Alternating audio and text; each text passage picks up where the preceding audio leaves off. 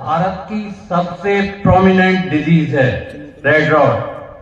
दुनिया के किसी भी कंट्री में जहां गन्ना बोया जा रहा है वहां पर ये रोग पाया जाता है। पेंडेमिक डिजीज है और इसका जो फफूंद है कॉलिट्रोट्राइकम फाल्केटम।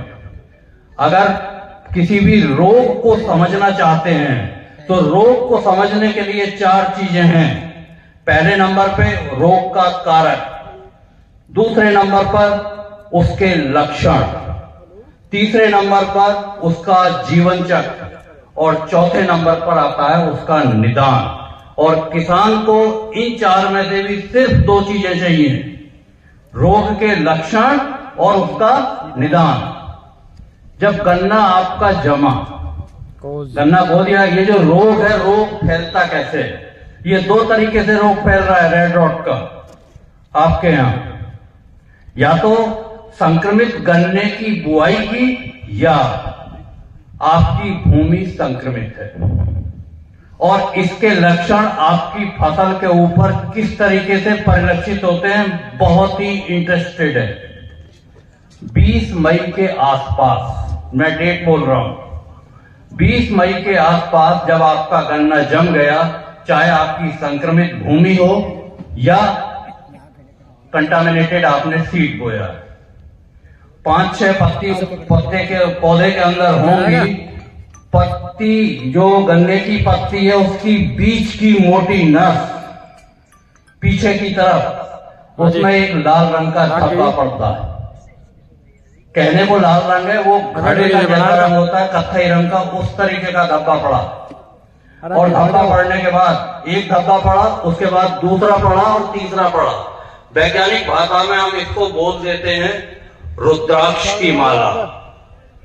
अगर इस तरीके के लक्षण आपको खेत के अंदर दिखाई दे रहे हैं, तुरंत उसी समय उस पौधे को जड़ सहित खोदकर सारी मिट्टी वहीं पे झाड़ लें, 5 से 10 ग्राम ब्लीचिंग पाउडर डालकर उस गड्ढे को बंद कर दें और वो संक्रमित गन्ने को बाहर निकालकर जलाकर नष्ट कर दें। क्योंकि ये बीमारी एक ऐसी है, एक बार में इसके लक्षण नहीं दिखाई देते। ये 4-5 दिन बाद फिर जाएंगे, फिर आपको एक पौधा दिखाई देगा और जैसे ही उस पर लक्षण दिखेंगे कुछ समय बाद उसकी पत्ती पीली पड़ने लगेगी। और पीली पड़ने के बाद फिर जैसे ही पौधा सूखता हुआ दिखाई देगा, किसान की एक आदत है कि वो उसमें पानी लगाएगा और जैसे ही पानी लगाएंगे वैसे ही इस रोग का और विस्तार होगा। पानी इसके लिए जहर है। उस स्टेज में आप इसको उखाड़ कर बाहर ले आए और 5 से 10 ग्राम ब्लीचिंग पाउडर डाल के बंद कर दे गड्ढे को। और एक दवा भी, जैसा मलिक साहब जिक्र कर रहे थे, थायोफिनेट मिथाइल, 15 लीटर की टंकी में 30 ग्राम थायोफिनेट मिथाइल डालकर वो जो खेत है उस खेत को चारों तरफ से आप स्प्रे कर दें। क्योंकि गन्ना अभी आपका छोटा है, या तो थायोफिनेट मिथाइल का या एक दवा आजकल और आ रही है, एजॉक्सीस्ट्रोबिन और डाइफेनाकोनाजोल, एमिस्टार टॉप के नाम से आप लोग सुन रहे होंगे। इस दवा का आप स्प्रे कर दें और 15 से 20 दिन के बाद एक स्प्रे पुनः कर दें। जब आप स्प्रे करेंगे तो निश्चित रूप से आपकी फसल की सुरक्षा होगी। जैसे जैसे फसल की उम्र बढ़ती जाएगी, अगर आप बाद में स्प्रे करेंगे तो ये दवाएं उतनी कारगर नहीं है। इस रोग की दुनिया में आज तक कोई पर्टिकुलर दवा नहीं बनी है। Prevention is better than cure. बचाव या जानकारी ही सबसे बड़ी सुरक्षा है इस रोग के सापेक्ष। यदि मैं बात करूं तो इस तरीके से आप करेंगे तो किसी हद तक इसके ऊपर, रोग के ऊपर आप कंट्रोल कर सकते हैं। और जैसे ही 21 जून आएगा, 21 जून के अंदर क्या हुआ, वातावरण का जो हॉट एंड ड्राई वेदर था, गर्म और खुशक मौसम था, आद्रा नक्षत्र लगते ही गर्म और नम मौसम में तब्दील हो गया। और जैसे ही मौसम के अंदर नमी आई, इसके सेकेंडरी इन्फेक्शन आपको दिखाई देने लगेंगे। वो सेकेंडरी इंफेक्शन जड़ से चला। केला खा लो गाइस। और गन्ने की तीसरी और चौथी पत्ती किनारे से अंदर की तरफ आपको सूखती हुई दिखाई देगी और गन्ना आपको पीला दिखाई देगा दूर से। पास जाके जब आप देखेंगे तो गन्ने की पोरी का रंग बदल रहा होगा, बैगनी रंग की पोरी हो रही होगी और गन्ना लंबाई में सिकुड़ रहा होगा। और एडवांस स्टेज जब आएगी 15 अगस्त के आसपास, तब क्या होगा, यहां पर इसके कोनिटिया दिखाई देंगे आपको कलर। जब गन्ने को आप बीच में से चीरेंगे उसमें से शराब या सिरके जैसी बदबू आ रही होगी और अंदर से गन्ना आपको कैसा दिखाई देगा, लाल रंग के साथ साथ इसमें सफेद रंग के धब्बे भी दिखेंगे। बिल्कुल। जहां सफेद रंग का धब्बा दिख रहा होगा उसके अंदर जीवित माइक्रोबियम अभी भी उपस्थित है। और जिस नस्तर से आपने इस गन्ने को काटा है, यदि उस नस्तर को आप स्वस्थ गन्ने पे मार देंगे तो वहां पे भी इसका आक्रमण हो जाएगा। इतना भयंकर रोग है। और इसके जो कोनिडिया हैं ऐसे समझे जैसे दोनों एंड बड़े नुकीले रहते हैं ना दूध के जान के, इसका एक एंड बहुत नुकीला रहता है और विरुलेंस इसकी मारक क्षमता बहुत ज्यादा है और आपकी फसल को प्रभावित करेगा। अब सवाल ये उठता है, ये तो इसके लक्षण हो गए। शुरुआत में तो मैंने आपसे बताया कि थायोफेनेट मिथाइल का स्प्रे कर दें, लेकिन एक चीज और करनी है।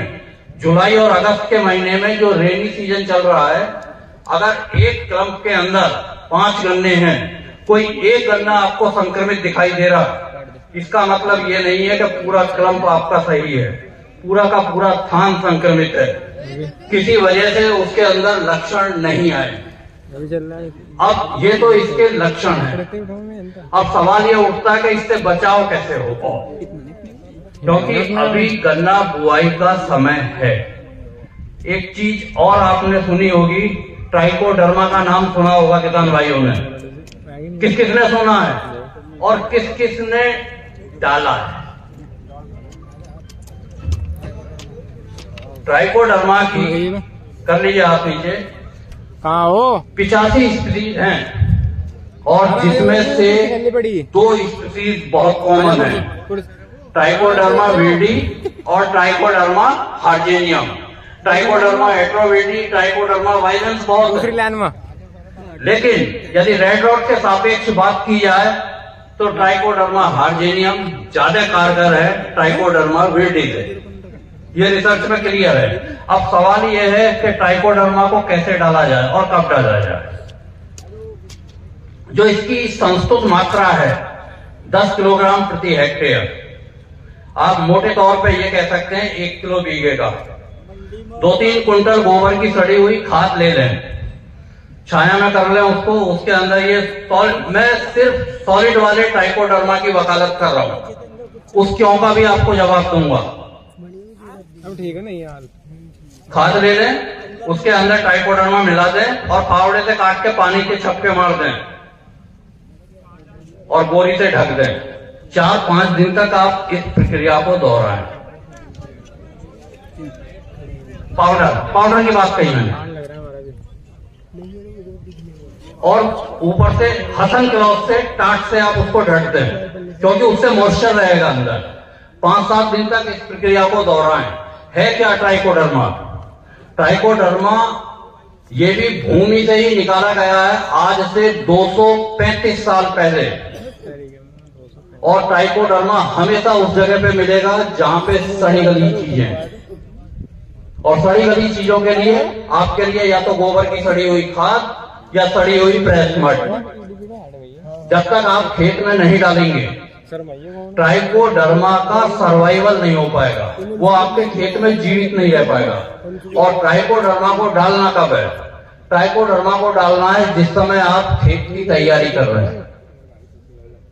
जिस समय खेत की तैयारी कर रहे हैं उस समय आपको ट्राइकोडर्मा को डालना है।